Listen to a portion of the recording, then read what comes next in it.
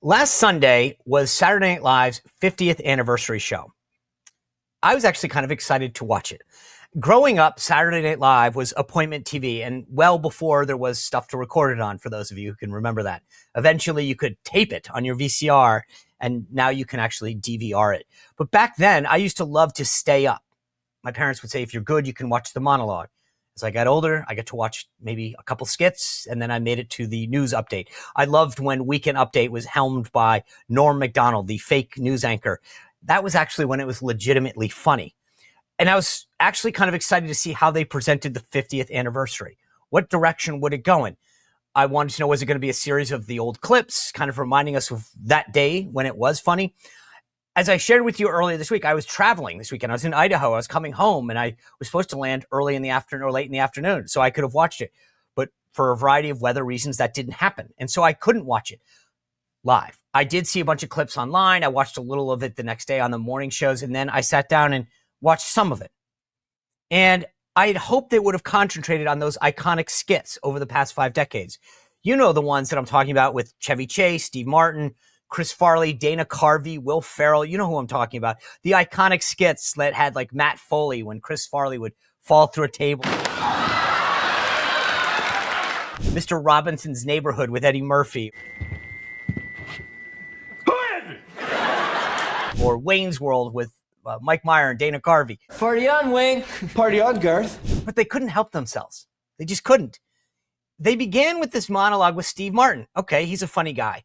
Where after saying a bunch of funny things, he had to digress and talk about the gulf of Steve Martin. Okay, haha, maybe that's funny.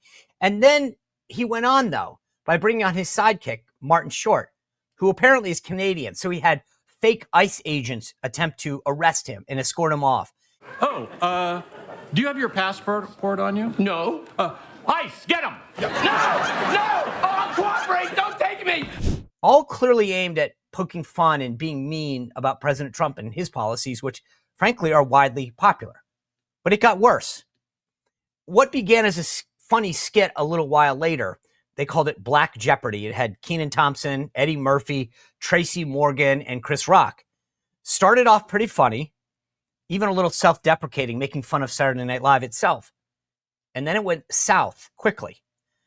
Tom Hanks kind of comes into the skit, and he's got a MAGA hat on and a Southern accent, and he's dressed like a slob, mocking Trump voters, refusing to shake the hand of the black host of Black Jeopardy, attempting to obviously make it seem like Trump voters are slobs and racist.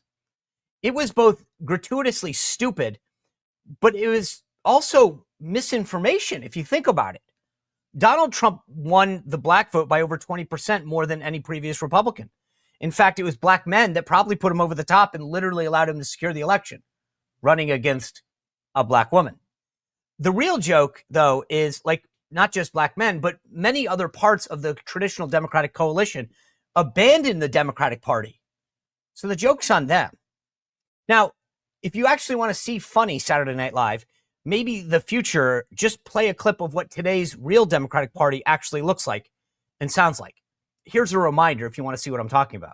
Which side are you on? Which side are you on? We'll fight against Josh. We'll fight Elon Musk.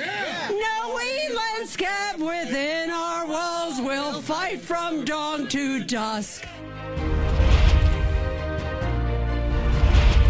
Well, if you enjoyed this content, make sure to like this video, subscribe, and click the notification bell to get more.